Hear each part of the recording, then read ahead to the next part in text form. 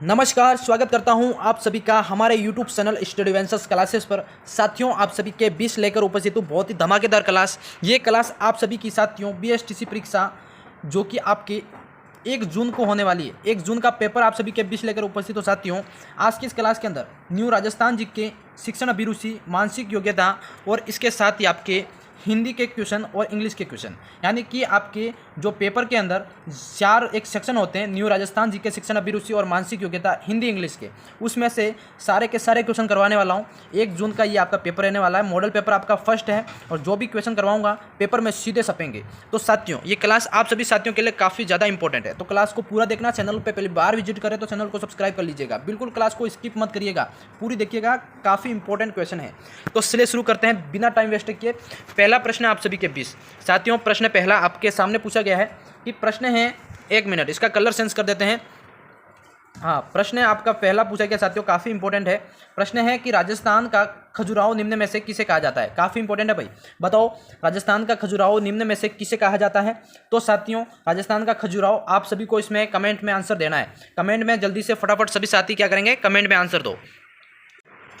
सभी विद्यार्थी कमेंट में आंसर देते रहिएगा। इसमें देखो, राजस्थान का खजुराहो है वो है साथियों किराड़ू मंदिर। किराड़ू मंदिर जो कि आपके बाड़मेर के अंदर है, और इसमें थर्ड वाला ऑप्शन आपका साथियों वेरी वेरी इंपॉर्टेंट राइट हो जाएगा। सभी के आपके सामने काफ़ी इंपॉर्टेंट क्वेश्चन है साथियों, इसको मोस्ट इंपॉर्टेंट लगा देना। अब बढ़ते हैं साथियों, अगला प्रश्न।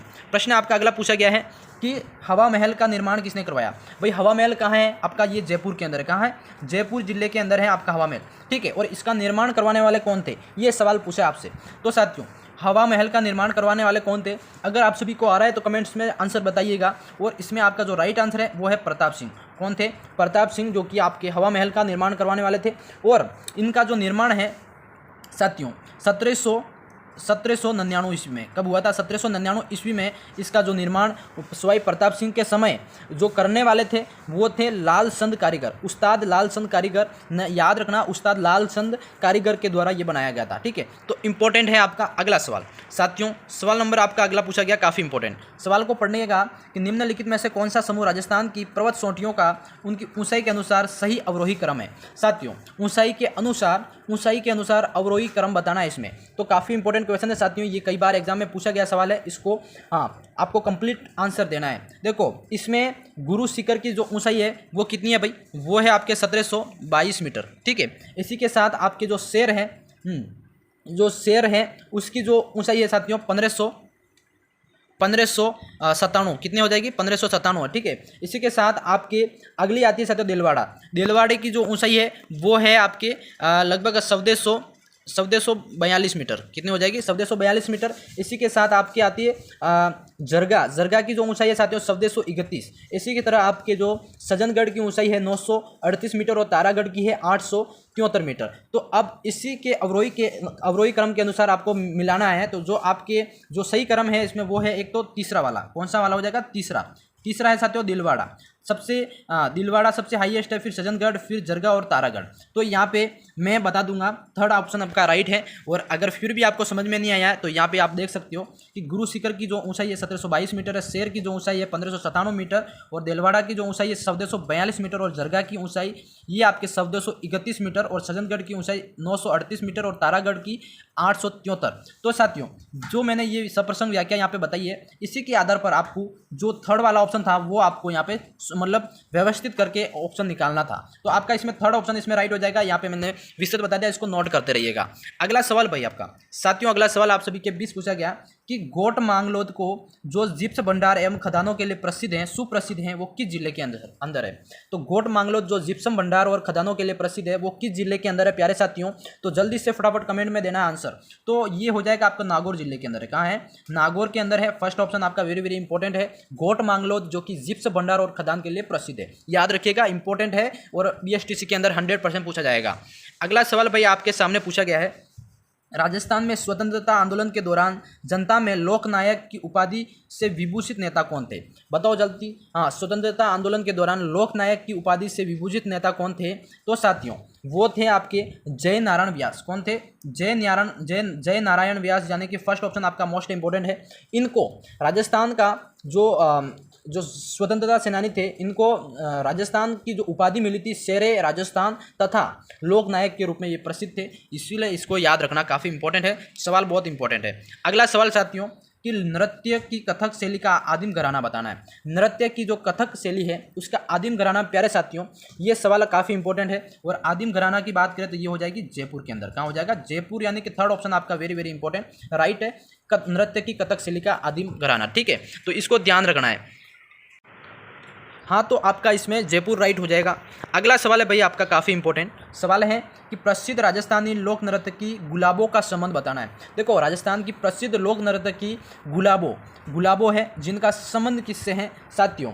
काफ़ी इंपॉर्टेंट सा सवाल है। इनका संबंध हो जाएगा कालबेलिया नृत्य से। किससे हो जाएगा? कालबेलिया नृत्य से इनका संबंध है। फोर्थ ऑप्शन इसमें राइट हो जाएगा। और वेरी वेरी इंपॉर्टेंट सवाल है साथियों, बीएसटीसी एग्जाम 2025 के अंदर 100% पूछा जाएगा। अगला सवाल भाई आपका, राजस्थान में जो खेड़ ब्रह्मा गुजरात सीमा से खेतड़ी तक जो अरावली पर्वतमाला की टोटल लंबाई कितनी है? बताओ, इसकी जो टोटल लंबाई, कुल लंबाई कितनी है? तो वो लंबाई है साथियों 550 किलोमीटर। कितनी हो जाएगी? 550, 550 किलोमीटर है, यानी कि सेकंड ऑप्शन आपका मोस्ट इंपॉर्टेंट है। और इसको 3 स्टार लगा देना, मोस्ट इंपॉर्टेंट सवाल है, आपके बीएसटी पेपर के अंदर 100% सब सकता है साथियों। अब इसको समझना है, विस्तृत में भी समझा देता हूँ साथियों, क्योंकि बहुत जरूरी है ना। राजस्थान का जो अरावली पर्वतमाला खेतड़ी झुंझुनू से खेड़ ब्रह्मा सिरोही तक राजस्थान के अंदर टोटल 17 जिलों में फैली हुई है। और इसकी लंबाई 700, कुल लंबाई आपकी हो जाएगी 792 किलोमीटर है। और उसमें से 550 जो कि राजस्थान में स्थित है। राजस्थान की टोटल लंबाई में अरावली पर्वतमाला की बात करें तो 550 है, और दूसरे राज्य की मिला के टोटल 792 किलोमीटर है। ठीक है, ये विश्व की सबसे प्राचीनतम वलित पर्वतीय श्रृंखला है, ये नोट करके रखना है आपको। ठीक है, अगला सवाल भाई आपका पूछा गया काफ़ी इंपॉर्टेंट कि निम्न में से राजस्थान का ग्रेनाइट सिटी के रूप में किसे जाना जाता है? राजस्थान का ग्रेनाइट सिटी के रूप में जाना जाता है साथियों, काफ़ी इंपॉर्टेंट है, वो है आपका जालोर है, जिसको ग्रेनाइट सिटी भी कहा जाता है। जितने भी जिलों का उपनाम, अलग अलग उपनाम दिए गए हैं, ग्रेनाइट सिटी हो गया, सन सिटी, वाइट सिटी और नीली सिटी, ब्लू सिटी, है ना, तो अलग अलग पिंक सिटी, ये भी याद रखना है। इससे क्या प्रश्न पूछे जाते हैं। अगला सवाल आपका भाई पूछा गया, राजस्थान के प्रमुख महत्वपूर्ण लिग्नाइट संसाधन स्थित है। बताओ, राजस्थान में प्रमुख लिग्नाइट जो संसाधन है वो कहाँ स्थित है? तो वो है, एक तो कपूरी में है, एक मेड़ता और एक प्लाना, यानी कि फोर्थ ऑप्शन आपका इसमें वेरी वेरी इंपॉर्टेंट साथियों राइट हो जाएगा। कपूरी, मेड़ता, प्लाना, ये जो है आपके लिग्नाइट के महत्वपूर्ण संसाधन है, इसको नोट रखना इंपॉर्टेंट है साथियों। ठीक है, कई बार इंपॉर्टेंट मैं बता रहा हूँ, आप भूलना मत। अगला सवाल भाई पूछा गया इसमें, राजस्थान में नवाबों की नगरी के नाम से विख्यात, राजस्थान के अंदर नवाबों की नगरी के नाम से विख्यात कौन है? बताओ जल्दी से। टोंक जिला है, जो कि आपके नवाबों के नगरी के नाम से प्रसिद्ध है, विख्यात है। ठीक है, तो इंपॉर्टेंट है भाई, ये भी कई बार बीएसटीसी के अंदर पूछा गया है। और इस बार ज़्यादा हार्ड क्वेश्चन नहीं आते हैं, इसी तरह के सवाल पूछे जाएंगे आपके। ठीक है, अगला सवाल भाई आपका पूछा गया है कि किस नदी को वन की आशा कहा जाता है? भाई बताओ, काफ़ी इंपॉर्टेंट भाई, वन की आशा किस नदी को कहा जाता है? तो क्या राइट हो जाएगा इसमें? हाँ, वन की आशा आपकी कही जाती है, काफ़ी इंपॉर्टेंट सवाल है, बनास नदी को। किसको? बनास नदी आपका फर्स्ट ऑप्शन साथियों मोस्ट इंपॉर्टेंट राइट हो जाएगा। बनास नदी जो कि वन की आशा के नाम से प्रसिद्ध है। ठीक है, हाँ, अब बढ़ते हैं अगले सवाल की तरफ साथियों। सवाल आपका अगला पूछा गया है कि राजस्थान में प्रचलित मृत्यु भोज को कहते हैं। बताओ, राजस्थान के अंदर एक मृत्यु भोज प्रचलित है, उसको क्या कहते हैं? मौसर, सोग, या फिर आपका शोक या त्रयोदशी संस्कार। प्यारे साथियों, क्या कहेंगे? जो मृत्यु भोज होता है उसको कहेंगे मौसर, यानी कि फर्स्ट ऑप्शन आपका मोस्ट इंपॉर्टेंट है साथियों। ये कई बार एग्जाम के अंदर पूछा गया सवाल है, इसको इंपॉर्टेंट कर देना, ये आपका 100% पूछा जाएगा, मौसर जो कि मृत्यु भोज को कहते हैं। अगला सवाल भाई, सवाल आपका ये आ गया यहाँ पे, अब पढ़ना, ये है आपके शिक्षण अभिरुचि का सवाल।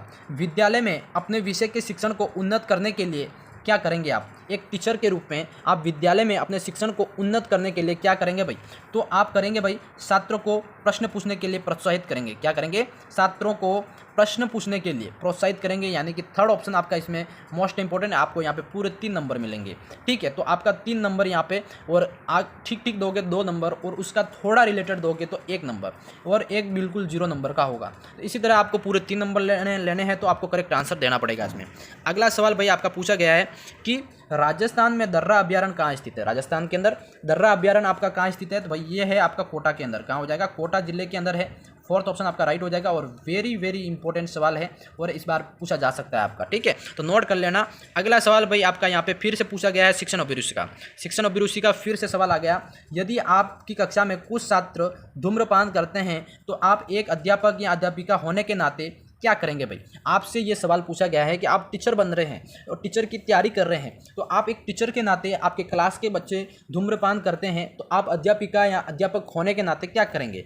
तो उन्हें क्या करेंगे? उन्हें धूम्रपान की बुराइयों को बताएंगे जिससे कि वो नहीं करेंगे। यानी कि इसमें आपका थर्ड ऑप्शन साथियों मोस्ट इंपोर्टेंट राइट हो जाएगा। इसमें आपको 3 नंबर परफेक्ट मिलेंगे। ठीक है, अब बढ़ते हैं, सवाल आपका अगला पूछा गया है।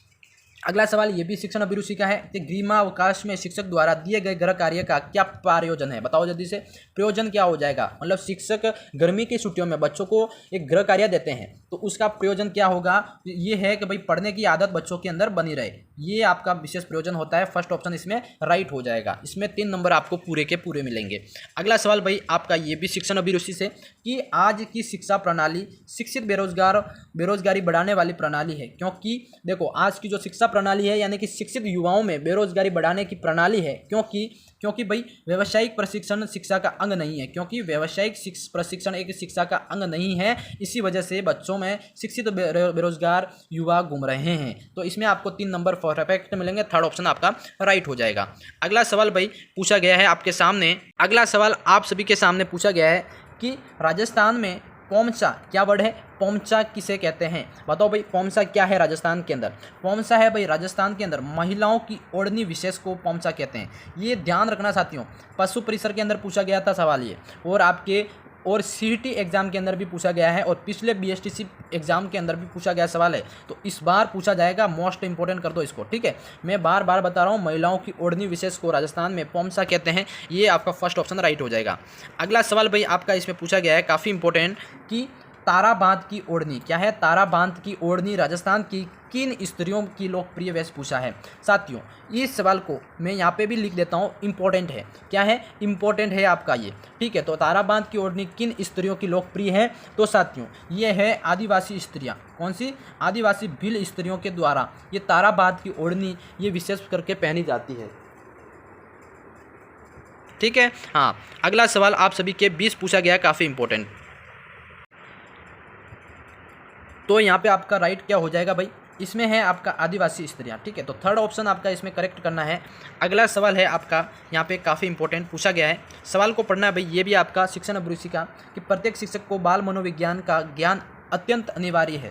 क्योंकि भाई क्यों अनिवार्य है? कि प्रत्येक शिक्षक को मनोविज्ञान का ज्ञान होना बहुत अनिवार्य है, क्योंकि यहाँ पे शिक्षक को छात्रों की तुलना करने एवं पहचान करने में मदद करता है। इसलिए आपका इसमें थर्ड ऑप्शन राइट हो जाएगा, यानी कि आपको 3 नंबर इसमें पूरे मिलेंगे। अगला सवाल भाई इसमें पूछा गया है, सवाल को ध्यान से पढ़ना है। सवाल पूछा गया है कि अध्यापक और अभिभावकों के बीच किस प्रकार का संबंध होना चाहिए? एक अध्यापक और जो अभिभावक होते हैं उसमें संबंध कैसा होना चाहिए? तो औपचारिक होना चाहिए भाई। कैसा? औपचारिक संबंध होना चाहिए, यानी कि इसमें आपको 3 नंबर पूरे मिलेंगे। फर्स्ट ऑप्शन आपका राइट हो जाएगा।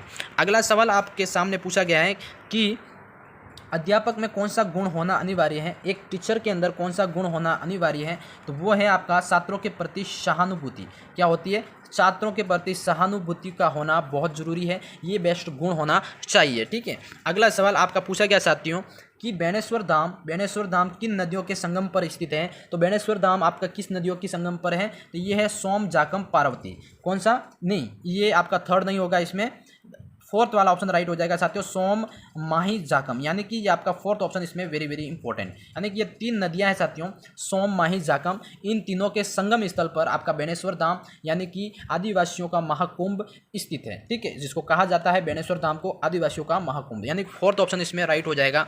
अगला सवाल भाई आपके इसके अंदर पूछा गया है कि विश्व का क्या है?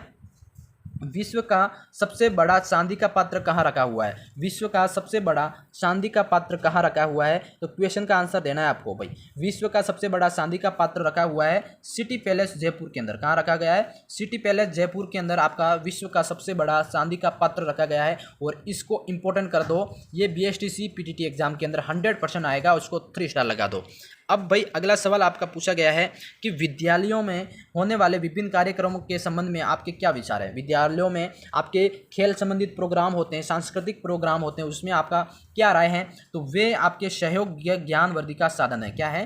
वे आपके सहयोग और ज्ञानवर्धि का साधन है, इसलिए सेकंड ऑप्शन राइट। इसमें 3 नंबर आपको पूरा मिलेंगे। ठीक है, अगला सवाल आपका इसी तरह पूछा गया साथियों, काफ़ी इंपॉर्टेंट है।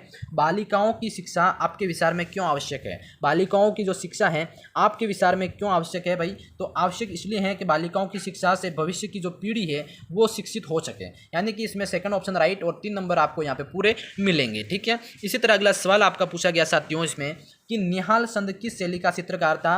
निहाल चंद काफ़ी प्रसिद्ध व्यक्ति हैं जो कि किस शैली से संबंधित चित्रकार थे? तो वो हैं आपके किशनगढ़ कोटा बूंदी वाली शैली, यानी कि सेकंड ऑप्शन आपका इसमें राइट हो जाएगा। और इंपॉर्टेंट सवाल लगा दो, ये आपके 100% पूछा जाएगा, किशनगढ़ शैली से संबंधित थे। अगला सवाल साथियों पूछा गया है, सवाल को ध्यान से पढ़िएगा। सवाल आपका है कि 1 मिनट, सवाल आपका पूछा गया है कि राजस्थान की बोलियों का वैज्ञानिक अध्ययन करने वाला पहला विद्वान, राजस्थान की जो बोलियां हैं उसका वैज्ञानिक दृष्टि से अध्ययन करने वाला पहला विद्वान कौन था? तो वो हैं आपके G.A. ग्रियर्सन। याद रखना, G.A. ग्रियर्सन काफ़ी इंपॉर्टेंट है, इन्होंने बोलियों का वर्गीकरण भी करा है और बोलियों का वैज्ञानिक अध्ययन भी करा है, यानी कि सेकंड ऑप्शन इसमें आपका राइट हो जाएगा। इंपॉर्टेंट है साथियों, ये सवाल 100% आपको पूछा जाएगा। ठीक है, ध्यान रखना है, काफ़ी इंपॉर्टेंट सवाल। अगला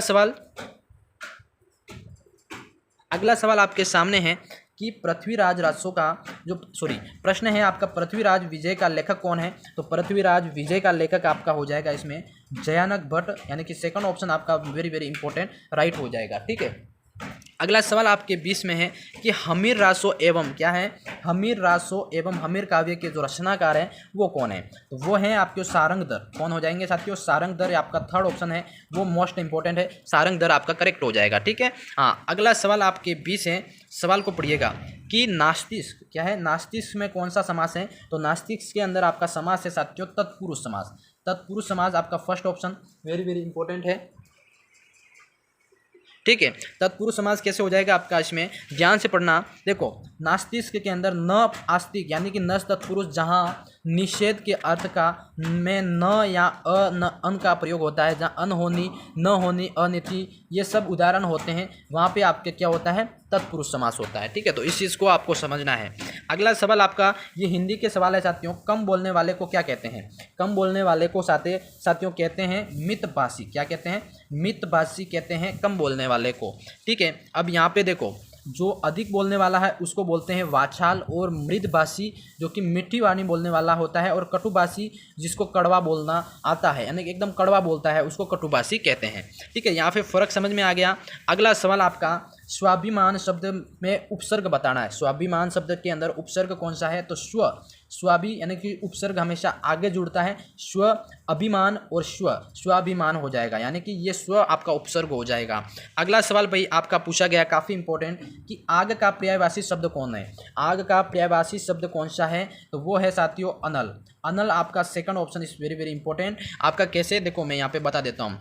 ये है आपका अनल का अर्थ होता है आग, जबकि अनल का अर्थ होता है, अनिल का अर्थ होता है वायु। ठीक है, तो यहाँ पे आग के अन्य पर्यायवाची शब्द है जैसे अग्नि, पावक, हुताशन या वहनी, और अनल हो गया दहनी, कृताशनु, जातवेद, है ना, वैश्वानगर, दाहक, सुशी, सिखी, बृहत्प्रता, ये सारे शब्द हैं, ये जो कि आपके आग के क्या हो जाएंगे? पर्यायवाची शब्द हैं। ठीक है, इसी तरह आज की क्लास के अंदर मैंने टोटल आपको 35 क्वेश्चन करवाए हैं। क्लास कैसी लगी कमेंट्स में ज़रूर बताइएगा, और वीडियो को लाइक कमेंट शेयर कर देना, चैनल को सब्सक्राइब कर लेना। ठीक है, मैं मिलता हूँ इसी तरह नेक्स्ट क्लास में। तब तक के लिए जय हिंद, जय भारत मेरे प्यारे साथियों।